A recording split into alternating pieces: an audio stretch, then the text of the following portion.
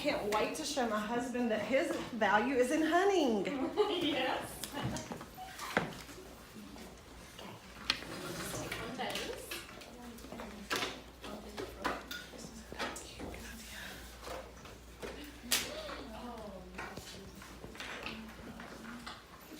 While y'all are passing these out, then I'll kind of tell you a little bit about the bank and the different roles that we have.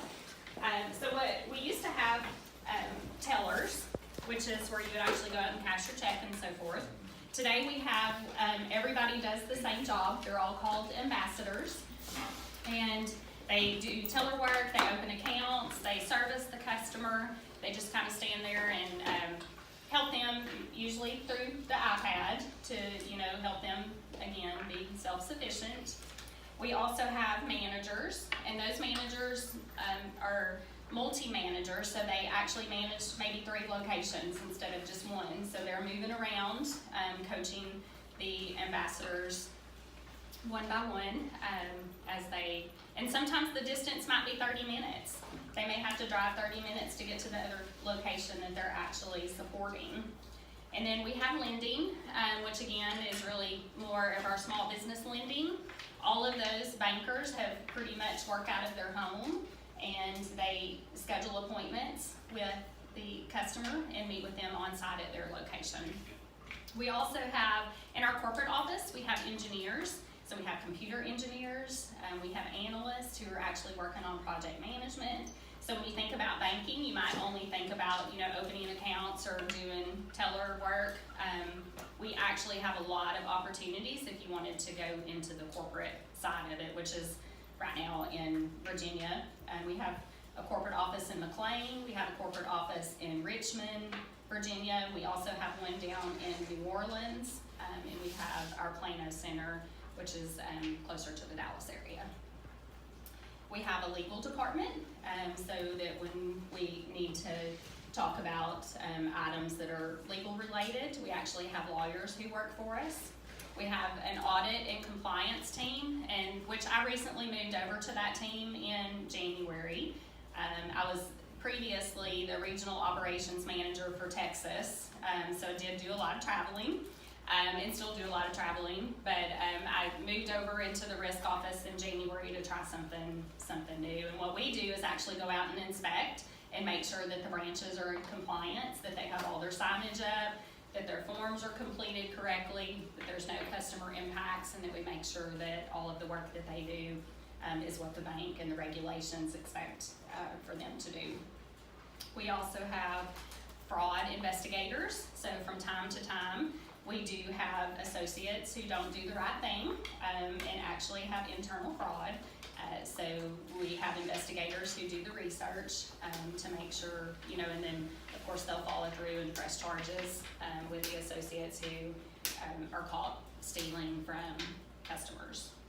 And then we also have an external fraud team that researches, so anytime that a customer might have account takeover, they'll do investigation on the outside to kind of see if they can determine who is stealing from the customer from the outside.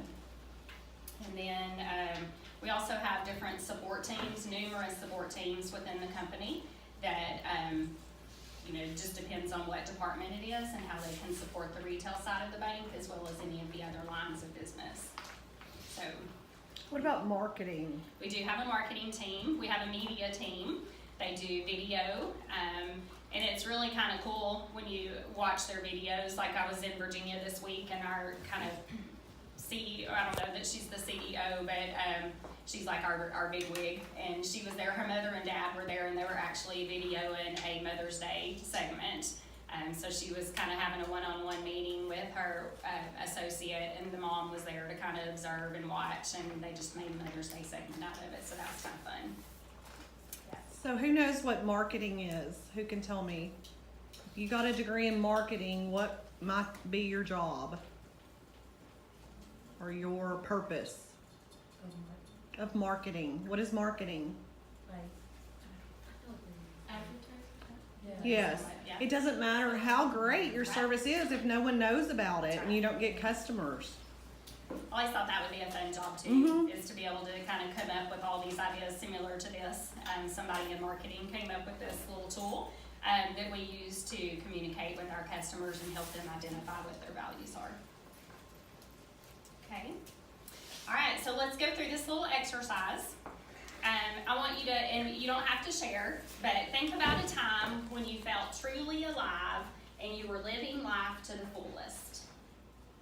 So you can just keep that, you can jot it down if you want to think about it, because this is all about you, and you're going to kind of identify what is important to you. And we'll give you just a few minutes to do that.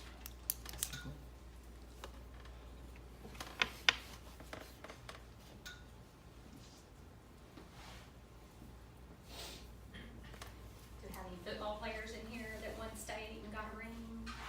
Sure, that was like a really fun experience. It was. We have some fans because I saw them at the game. Kennedy and I were always at the games. Yeah. We've got the Lobo, Oh, what is the logo? like the The mascot. mascot. Cool. That was fun. Sometimes she got hot. Sometimes it's hot, right? Yes. Mortality in her eyes. Yes. And that went on forever. That was a long season. Yeah. Longest we ever had in 81 years.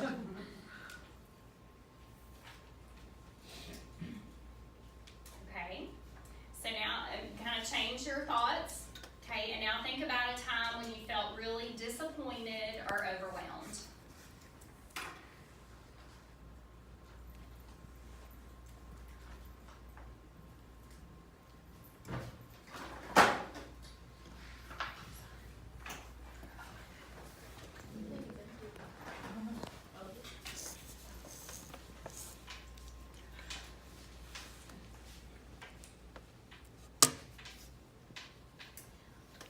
Okay, now take a look at the front, and then look at all of these little circles, and each one of them would actually align to something that might be important to you. So when we are living our values, we often feel confident and we feel fulfilled, right? So when we're happy and we're in a good spot, don't we feel like everything is just working? And then when we're out of sync, and we feel like that something just doesn't feel right, then we just have a lot of worry and stress, right? So if you took a look at kind of this list, and there's so many more, but this is just a good kind of description of maybe what is important to you. Pick one or two that might be important to you.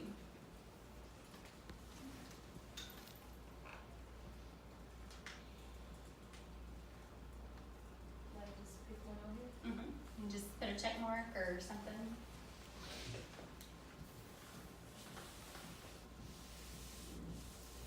At some point, Miss Shannon, I'd like to hear why you didn't like court reporting. Okay, I will tell you. Okay, and when you take time to really reflect on what's important to you, then it's going to help you prioritize where you spend your time, where you spend your energy, and where you spend your money. So when you think about banking and how, it's all around your finances, it helps you to kind of really understand where your focus is and what's important to you. And if you're off, like if you looked at this list and something was important to you and then maybe you're in a different spot, then think about how you realign to what might be important to you. And I'll share with you that when I went through this exercise, we actually chose 3. And the 3 things that were important to me were my family, my spirituality, and my inner peace. So just being happy and not carrying that stress, and just, kind of looking at all of the positive things in life. Is there anybody that would like to share? And you certainly don't have to. Okay. I said family, health, and forgiveness. Okay. Is there anything that you would focus on or that you would share with the group of something that you would focus on or change, or maybe you're doing all those things right? Like on the list, what I was saying. Or just like what you do in your own personal life. Is there anything that, based on what you chose is what's important to you, would you put forth the effort to do more than? Yeah, maybe. And so that's what the exercise is about, is just for you to think about what's important, and then do you need to refocus in your life for what's important to you. Okay. And so that's the goal that we're working on with our customers and just trying to help them to understand what's important to them and then take a look at are the things that they're really focused on and where they spend their money it aligns with their values. Okay. And Miss Angel, why I did not like court reporting. So I went and I bought the little machine, okay, and then it was all shorthand. So for anybody, do y'all know what shorthand is? So it's like a way, kind of like your text messages where you do all your little shorthand words that make up like, I don't know what we use. IDK. There you go. Yeah. So it would be similar to that, but it's all court related. So things that every time somebody would say something in the courtroom, then you would have to do your little shorthand on this machine. And I spent hours and hours and hours practicing and homework, and I'd come home from school and then I'd have about 4 or 5 hours worth of studying and working on the court reporting and timing myself to see how quick I was, and I realized real quickly that that was just not for me.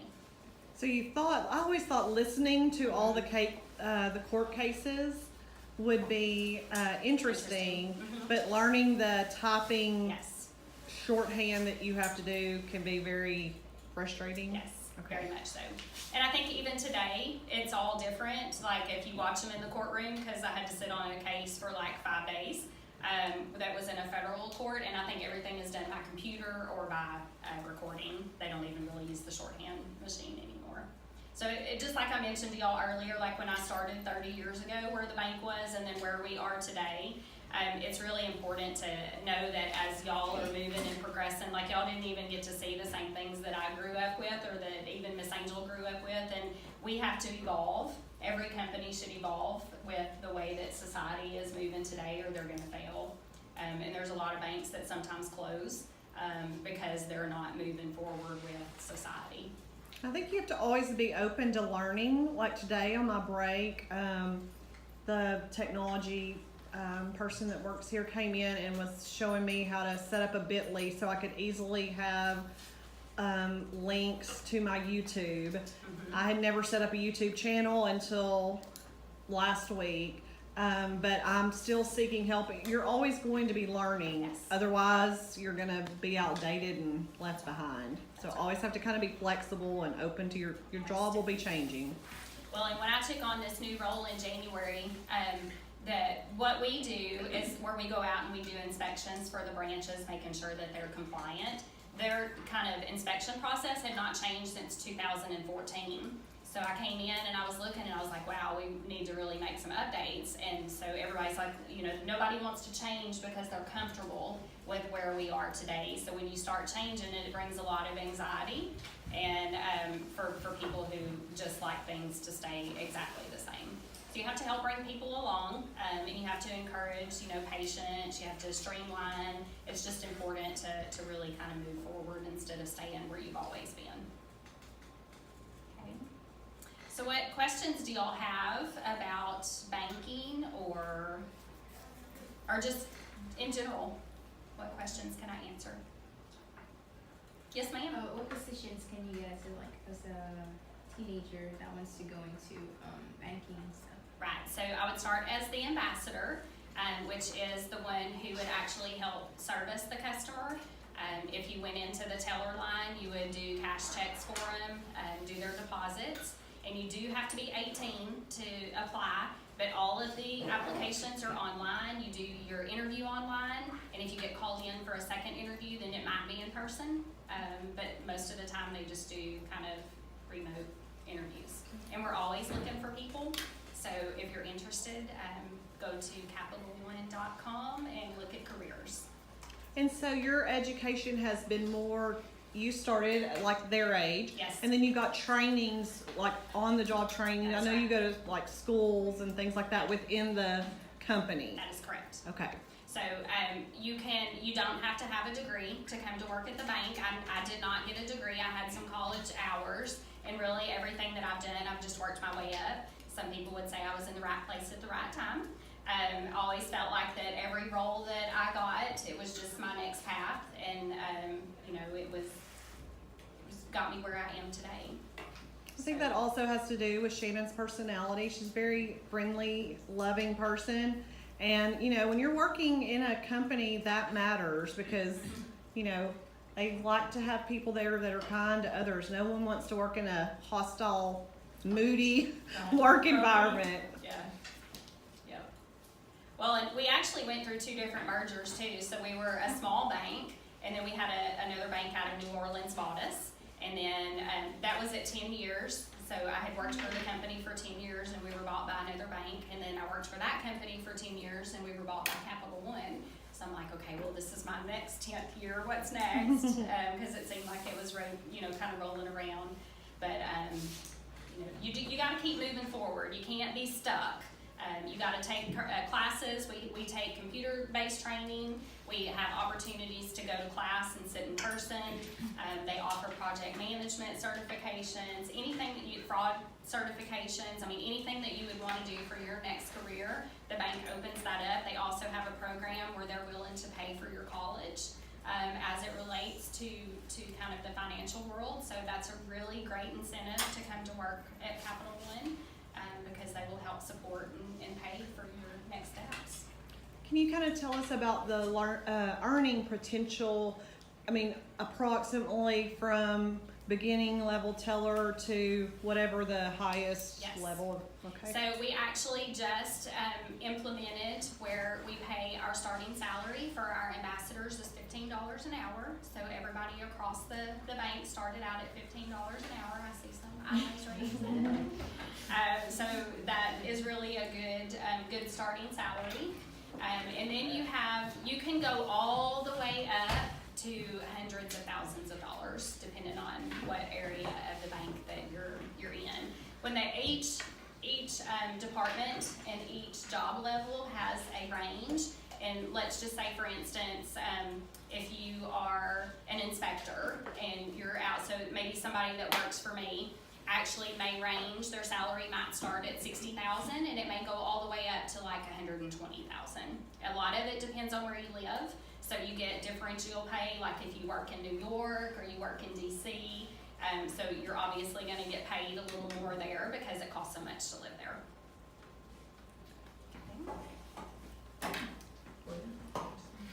You want to come work at the bank? Yeah. We're just gonna all follow you out. What position through your 30 years have you enjoyed the most? Yes, so most everything in my career has been operations. And operations is different in each organization, but technically what we mean by operations in the banking is that you're making sure that you're supporting the customer, that you're in compliance, that all of your forms and your paperwork are completed correctly, and that everything is done the way it's supposed to be. I would say that is my most favorite job because it changes every day, so you don't get bored.